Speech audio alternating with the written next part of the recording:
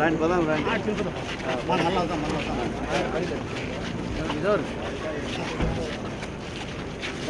అన్న కొద్దిగా అన్న ఏనా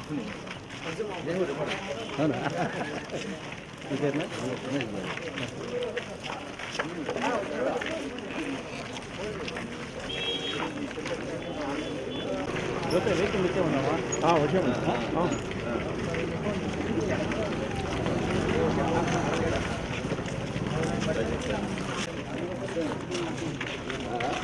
బరున్నా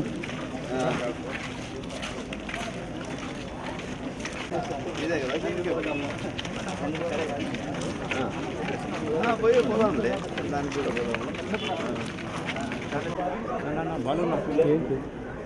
బాలున్నా ఫోన్ నువ్వు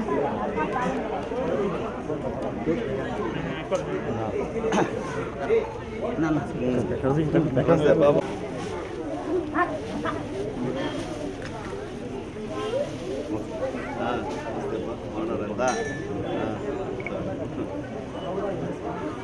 మొబైల్ కొంచెం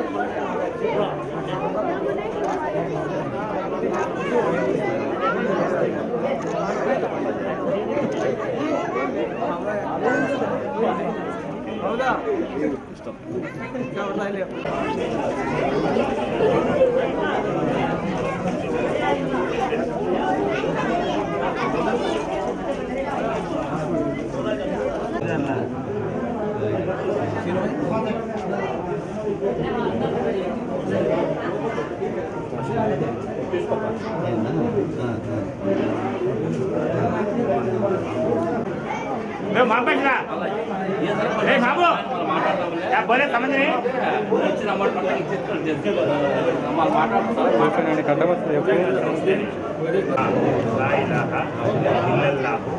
मोहम्मद रसूलुल्लाह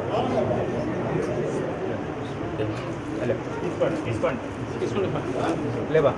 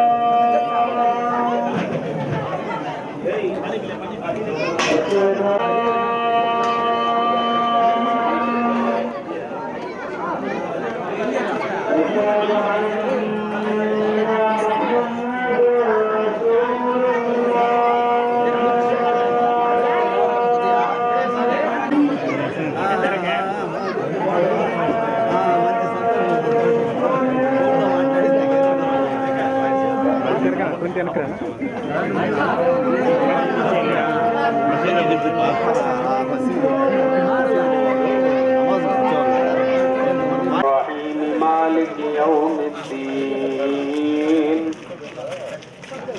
إياك نعبد وإياك نستعين اهدنا الصراط المستقيم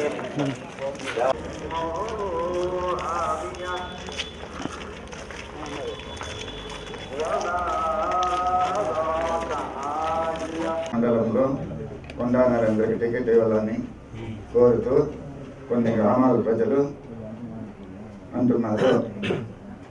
తర్వాత బీజేపీ, తెలుగుదేశము, జనసేన కార్యకర్తలందరూ కలిసి తంబలపల్లిలో మీటింగ్ పెట్టుకున్నాం.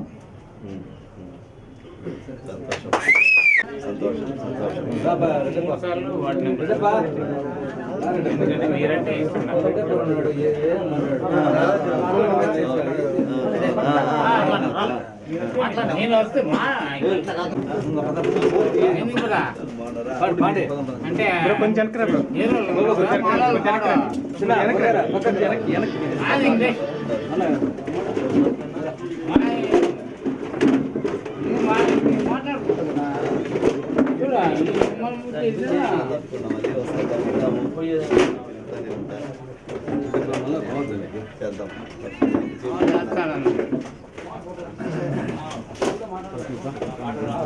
పాత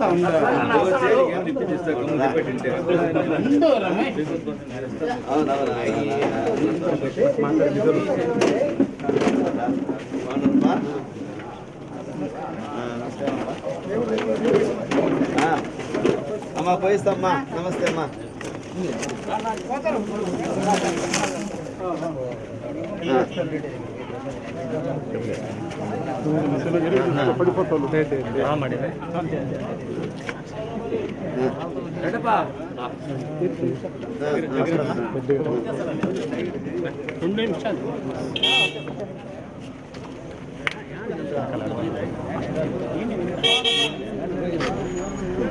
నమస్కారం అమ్మా.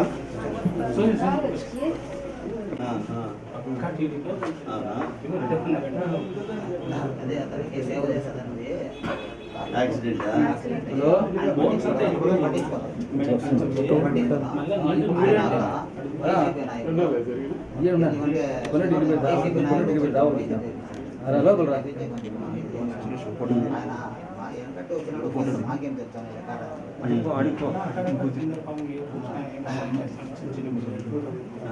మన దృష్టి చేస్తాను. అవునవును అవునులే, అందరూ తలా వచ్చి సాయం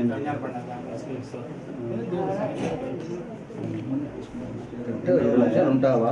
బ్లాక్ లిస్ట్ లో పెట్టాలా? మీటింగ్ లో నేను అర్జెంట్ 20 నిమిషాలు ఉండు.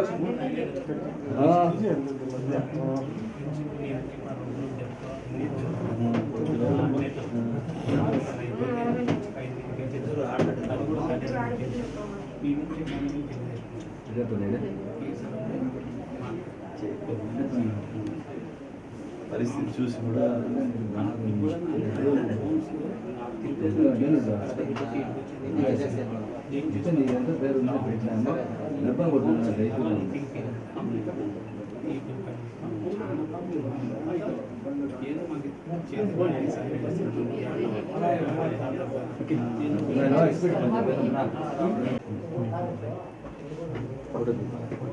సాయం చేస్తారు. అందరూ తలా వచ్చి సాయం చేస్తారు.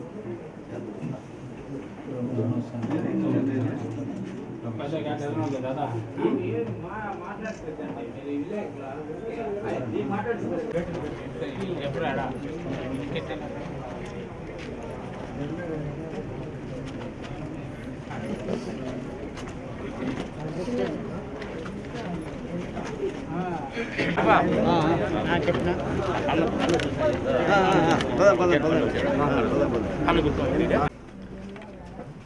ప్రస్తుతం మనము తంబలపల్లి హెడ్ క్వార్టర్స్లో ఉన్నాము. పక్కన పల్లెల నుంచి మీరందరూ చాలా అభిమానంగా వచ్చినందుకు చాలా సంతోషం. ఇక్కడ వచ్చిన పెద్దలకు, తమ్ముళ్లకు, అక్కలకు, చెల్లెలకు ప్రతి ఒక్కరికి నా నమస్కారాలు.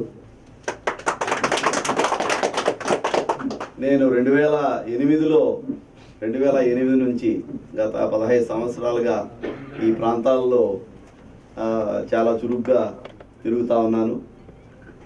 ముఖ్యంగా 2008-2009 సంవత్సరాల్లో ఎన్నోసార్లు ఇక్కడికి రావడము, ఇక్కడ ఉన్న ఎన్నో పల్లెలు తిరగడము, ఇక్కడ ఉన్న ప్రజలతో మమేకమై కలిసి పని చేయడం, అట్లాంటివి ఎన్నో చేసినాము. తర్వాత 2013-14 ఎన్నికల్లో కూడా అప్పుడు కూడా చురుగ్గా అందరము కలిసి పనిచేసినాం. మళ్ళీ ఈ తరుణం ఈ 2024లో మళ్ళీ ఎలక్షన్స్ అంటూ వస్తున్నాయి. ఈ ఎలక్షన్స్ మనకు అతి ముఖ్యమైన ఎలక్షన్స్.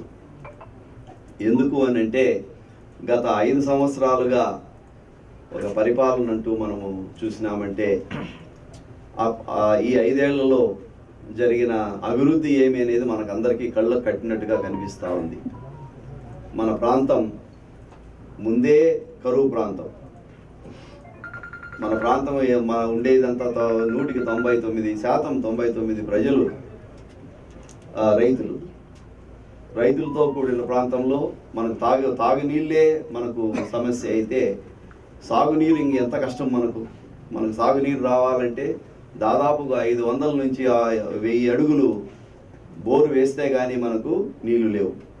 కాబట్టి ఇంతటి కరువు ప్రాంతానికి నీరు తెచ్చిన నాథుడు ఇంతవరకు మనకు ఇండిపెండెన్స్ వచ్చి స్వాతంత్రం వచ్చి 76 ఏళ్ళుగా వస్తూ ఉంది. ఈ 76 ఏళ్ళలో నీళ్లు ఈ ప్రాంతానికి తీసుకొని రావాలంటే అతి పెద్ద కష్టమైన పని కాదు.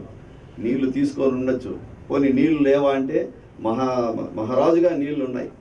కృష్ణా నది అయితేమి, పెన్నా నది అయితేమి, గోదావరి నది అయితేమి, అక్కడికి కొన్ని వేల క్యూసిక్కులు, లక్షల క్యూసిక్కులు సముద్రంలోకి నీళ్లు వెళ్ళిపోతూ ఉన్నాయి. మంచి నీళ్లు వెళ్ళిపోతూ ఉన్నాయి. ఆ నీళ్లను ఈ కరువు ప్రాంతాలకు మళ్ళించి ఉండొచ్చు, కానీ ఇంతవరకు ఎవరు మళ్ళించల. అట్లాంటి దుర్భరమైన పరిస్థితుల్లో మనం ఉన్నాం. మనకు కూడా తెలుసు, మనకు తాగేదానికి కూడా నీరు కరువు అయిపోయినప్పుడు ఏమైంది, మనకు ట్యాంకుల్లో నీళ్లు తోలుకోవాల్సి వచ్చింది. తాగేదానికి కూడా మనకు జీవాలకు నీళ్లు లేకుండా పోయినాయి. మనం ఆవులు అన్నీ కూడా మనం అమ్ముకోవాల్సి వచ్చింది. కానీ అట్లాంటి పరిస్థితుల్లో మనకు ఎన్నో సమస్యలు ఉన్నాయి. ముఖ్యంగా రైతులకు సంబంధించిన సమస్యలు ఈ ప్రాంతంలో ఎన్నో ఉన్నాయి. ఈ సమస్యలను పరిష్కరించాలి అని అంటే ఈ ప్రాంతం నుంచి వచ్చిన వ్యక్తి ఈ సమస్యలను ఈ ప్రాంతంలో ఉండే సమస్యలను అవగాహన చేసుకుని అర్థం చేసుకునే వ్యక్తి అయి ఉండాలా. సమస్య అర్థమైతే పరిష్కారము చేసే మార్గము కనుక్కోవచ్చు. కానీ ఇప్పుడు మనకున్న పాలకులు ఎలా ఉన్నారంటే, ఒకరు బెంగళూరు నుంచి మనకు వచ్చినారు, ఇంకొకరు పుంగనూరు నుంచి వచ్చినారు. ఇప్పుడు చూస్తే అసలు క్యాండిడేట్ అతను అభ్యర్థి కూడా ఎవరో అసలు ఎవరికి తెలియని పరిస్థితి. కాబట్టి ఇట్లాంటి వ్యక్తులు మనకు ప్రతినిధులుగా నిలబడి ప్రతినిధులుగా వస్తే మన సమస్యలు మాత్రం పరిష్కారం కావు. ఏ సమస్యలు అయితే ఉన్నాయో ఆ సమస్యలు ఇట్లనే ఇంకా 100 ఏళ్ళు కావాల్సింది ఇట్లనే ఉంటాయి, కానీ పరిస్థితులు మారవు. కాబట్టి ఈ ఎలక్షన్లో మనం కొంచెము జాగ్రత్తగా ఆలోచించుకోవాల్సిన అవసరం వచ్చింది. ముఖ్యంగా ఈ టీడీపీ పార్టీ తరఫున ఒక అభ్యర్థిని ప్రకటించినారు. ఆ అభ్యర్థి ఎవరో అనేది కూడా ఎవరికీ తెలియని పరిస్థితి. అసలు ఏ ఊరో ఎక్కడి నుంచి వచ్చినాడో అనేది ఎవరికీ తెలియని పరిస్థితి, అమోమయమైన పరిస్థితి. మరి ఇట్లాంటి వ్యక్తులు ఎలక్షన్లోకి వచ్చి ప్రతినిధులుగా నిలబడితే మనకు తెలియని వ్యక్తి మన ప్రాంతం గురించి ఏమర్థమవుతుంది? కాబట్టి ఈ టీడీపీ పార్టీని అభ్యర్థించేది మేము ఒకటే. ఈ అభ్యర్థి ఈ నిర్ణయం సరికాదు, అభ్యర్థిని మార్చండి అని పలుమార్లుగా పబ్లిక్గా మీటింగ్స్లో ధర్నాల ద్వారా ఎన్నో విధాలుగా ప్రజలు చెప్తానే ఉన్నారు. ప్రతి పల్లె నుంచి, ప్రతి గ్రామం నుంచి, ప్రతి మండలం నుంచి ఈ ఆవేదన అనేది ప్రతి ఒక్కరి గుండెల్లో ఉంది. ఎవరినైనా అడగండి మీరు, అసలు ఎలక్షన్లు జరుగుతూ ఉన్నాయా అనే ఒక ప్రశ్న ఉంది ఇక్కడ. నిజంగా ఎలక్షన్లు అనేది ఆ వాతావరణం అసలు ఎక్కడ కానీ కనిపించట్లేదు. వాతావరణం అనేది లేదు. కాబట్టి దాని అర్థం ఏమిరా అంటే పోటీ అనేది కూడా లేదు. ఇద్దరు అభ్యర్థులు ఒకటేనా అనే ఒక డౌట్ కూడా ప్రజల మనసుల్లో వచ్చేసింది. అంటే ఇవి రెండు పార్టీల తరపున నిలబడేది ఒక వర్గానికి చెందిన వారేనా అనే అనుమానం కూడా ఇప్పుడు ప్రజలకు వచ్చేసింది.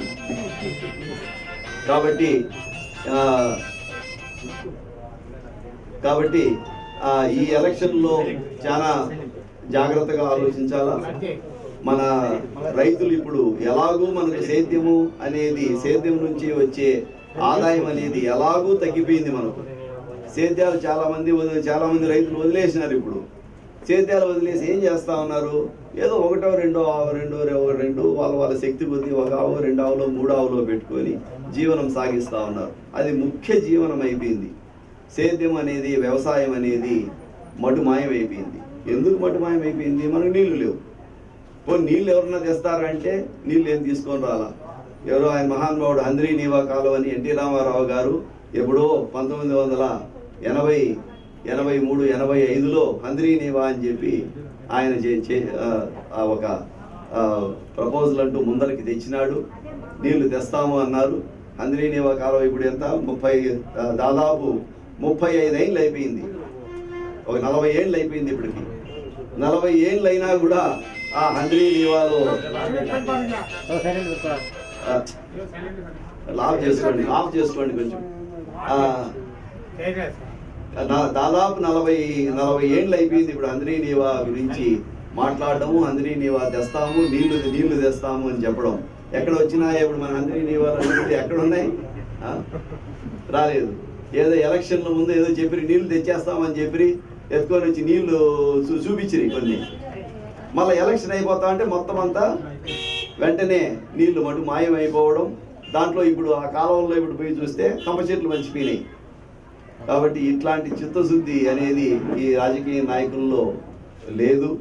కాబట్టి ఈ ప్రాంతానికి పోరాడాలా, ఈ ప్రాంతానికి మనం సమస్యలు పరిష్కరించుకోవాలంటే ఈ ప్రాంతం గురించి పోరాడే వ్యక్తి అంటూ ఉండాలి. నేను ఈ ప్రాంతం నుంచి పుట్టిన బిడ్డనే. నేను ఇక్కడ ఇలాంటి పల్లెలోనే రైతు కుటుంబంలో పుట్టిన వ్యక్తిని. వ్యవసాయం అంటే ఏమి, సేద్యం అంటే ఏమి అనేది నాకు తెలుసు. ఎందుకంటే నేను స్వయంగా సేద్యం చేసినాను కాబట్టి. ఇంటర్మీడియట్ అయిపోయిన తర్వాత చదువులంతా మానేసి పల్లెకి పోయి సేద్యం చేసిన. 1 సంవత్సరం నీళ్లు కట్టినా, రేషన్ మేపినా, ఎన్నో పంటలు పండించిన నేను. ఇప్పుడు ప్రస్తుతం కూడా నేను పంటలు పండిస్తూ ఉండా. ఇప్పుడు ఏదో దేవుడు అంతో ఇంతో కరుణించినాడు, మంచి తెలివి ఇచ్చినాడు కాబట్టి మంచి విద్య అనేది అబ్బింది. విదేశాలకు పోవడం, బాగా చదవడం, మంచి ఉద్యోగం చేసుకోవడం, బాగా డబ్బులు కూడా దేవుని దయతో బాగా సంపాదించడం. కానీ ఇన్ని ఉన్నా కూడా మళ్ళీ ఇదే పల్లెకు మళ్ళీ వచ్చిన అదే పల్లెకు, అదే ప్రాంతానికి, అదే పొలాలకు ప్రస్తుతం అక్కడే ఉన్నాను నేను. కాబట్టి ప్రస్తుతం నా ధ్యేయం ఒకటే, ఈ ప్రాంతంలో ఉండే ప్రజలకు, ఈ ప్రాంతంలో ఉండే రైతులు జీవన పరిణామాలు పైకి తీసుకొని రావాలా. ఇప్పుడు మనం చూస్తూనే ఉన్నాం, ప్రతి సంవత్సరం, ప్రతి 6 నెలలకు, ప్రతి 3 నెలలకు బటన్లు నొక్కుతారు. బటన్లు నొక్కితే మొన్న 10 రోజుల క్రింద ఏమన్నారు, 12,000 కోట్లు రైతులకు వదిలినారు అని అంటా ఉన్నారు. మనకి ఎన్ని జిల్లాలు ఉన్నాయి? 13 జిల్లాలు ఉన్నాయి. జిల్లాకు దాదాపు 1000 కోట్లు వస్తాయి. జిల్లాకు దాదాపు 1000 కోట్లు. మరి ఆ 1000 కోట్లు మన అన్నమయ్య జిల్లాకు 1000 కోట్లు ఇచ్చేటట్టయితే, లేదా మదనపల్లి జిల్లాకు 1000 కోట్లు ఇచ్చేటట్టయితే ఏమైపోతున్నాయి ఆ 1000 కోట్లు? పోనీ ఇట్లాంటి 12,000 కోట్లు ఎన్ని దశాబ్దాలుగా వస్తూ ఉన్నాయి, వదులుతానే ఉంటారు. 12,000 కాకపోతే 30,000 అయితే, 50,000 కోట్లు అయితే అన్ని వదులుతానే ఉంటారు. మరి ఎన్ని వేల కోట్లు ఏమైపోతా ఉన్నాయి? ఎందుకు మరి ఇన్ని వేల కోట్లు వెచ్చిస్తా ఉంటే ఇక్కడ ఉండే ప్రాంతంలో ఉన్న రైతులు, నువ్వు నేను రైతులం, మరి మన జీవితాలు ఎందుకు బాగుపడడం లేదు? ఎందుకు జీవన పరిణామాలు ఎందుకు పైకి రావడం లేదు? ఒక ఉదాహరణ తీసుకుందాం. జపాన్ దేశం మనకంటే చాలా చిన్న దేశం. 1945లో మహాయుద్ధం జరిగింది, వరల్డ్ వార్ 2 అని చెప్పి జరిగింది. ఆ మహాయుద్ధంలో ఆ జపాన్ దేశం మొత్తం నేలమట్టం అయిపోయింది. ఒక ఇల్లు లేదు, ఒక ఇది లేదు, ఒక చెట్టు లేదు, నాశనం అయిపోయింది. అట్లాంటి జపాన్ దేశం ఇప్పుడు ఎలా ఉందో చూడండి. అతి సంపన్నమైన దేశాల్లో జపాన్ దేశం ఒకటి. వాళ్ళు మనకి ఇప్పుడు డబ్బులు ఇస్తా ఉన్నారు. అయ్యో భారతదేశ ప్రజలు చాలా కష్టాల్లో ఉన్నారు, ఇదో తీసుకోండి 1,00,000 కోట్లు 2 లక్షల కోట్లు వాళ్ళు మనకు సహాయం చేస్తూ ఉన్నారు. మరి వాళ్ళు ఎందుకు పైకి వచ్చినారు? వాళ్ళకు ఉండే భూమే మనకు ఉంది కదా భూమి, వాళ్ళకు ఉండే నీళ్లు మనకి నీళ్లు ఉన్నాయి కదా, వాళ్ళకు ఉండే చెట్లు మనకు ఉన్నాయి కదా. కాబట్టి ఎక్కడ తప్పు అవుతా ఉంది? తప్పిదం అంతా జరుగుతూ ఉండేది ఈ రాజకీయ వ్యవస్థలో తప్పు జరుగుతూ ఉంది. రాజకీయ వ్యవస్థ మారాల. గవర్నమెంట్ అనేది శత్రువై కూర్చుంది, ప్రజలకు శత్రువై కూర్చునింది. మన శత్రువు ఎవరు అని అంటే ఒక గవర్నమెంట్ మన శత్రువు, ఎవరో కాదు. ఆ గవర్నమెంటే మనకు శత్రువై కూర్చునింది. వాళ్ళు మనకు సహాయం చేసే బదులు ప్రజలను పట్టి పీడించి తింటా ఉన్నారు. ప్రతి ఆఫీసులోనూ ప్రతి అడుగు ముందుకేస్తే చేయి చాపుతారు. అట్లాంటి దుర్భరమైన పరిస్థితుల్లో ఉన్నాం. కాబట్టి ఈ ఎలక్షన్లో జాగ్రత్తగా ఆలోచించండి. టీడీపీ పార్టీ తరఫున మీలా వేల కొద్దీ లక్షల కొద్దీ ప్రజల మాదిరిగానే నేను టీడీపీ పార్టీలోనే ఉన్నాను. సో టీడీపీ పార్టీకి మేము కూడా అభ్యర్థన పంపించినాం, క్యాండిడేట్ని మార్చండి అని చెప్పినాం. మారుస్తారనే నమ్మకం ఉంది. మనం చెప్పిండే విషయాలు, మనం చేసిన విన్నపాలు తప్పకుండా వాళ్ళు గ్రహించి తగు చర్య తీసుకుంటారని, మంచి నిర్ణయం తీసుకుంటారని ఆశిస్తూ మీ అందరికీ నమస్కారం.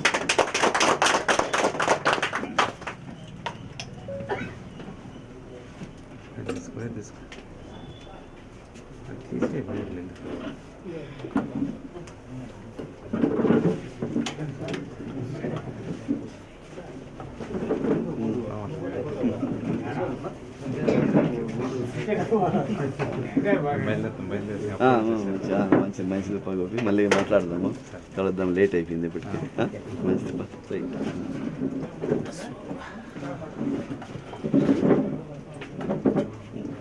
కూర్చోండి.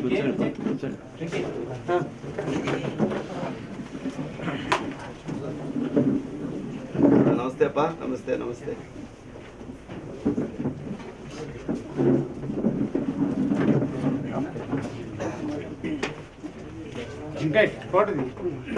పెద్దలు ఎవరు ఉంటే 2 మాటలు మాట్లాడుతుందిగా కోరుకుంటున్నాం. పెద్దలు మన పెద్దలు ఎవరు ఉంటే 2 మాటలు మాట్లాడుతుందిగా కోరుకుంటున్నాం. మాట్లాడండి, చెప్పండి.